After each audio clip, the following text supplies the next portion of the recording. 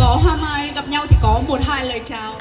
Miền Bắc thì có hoa đào, gặp nhau một cái là phải chào nhau ngay. Dạ vâng, lời đầu tiên cho phép con xin được gửi lời chào trân trọng nhất tới các vị khách quý đang tham dự buổi hôn lễ của đôi bạn trẻ Mạnh Trường và Thùy Dương ạ. Dạ. Chúng con xin được tự giới thiệu, chúng con là hội bạn thân của cô dâu. Hôm nay đến đây có chút món quà nhỏ muốn dành tặng cho cô dâu của ít lòng vòng ạ.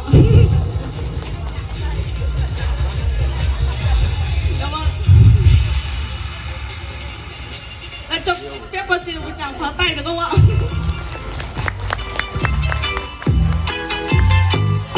Vẫn còn quà ạ.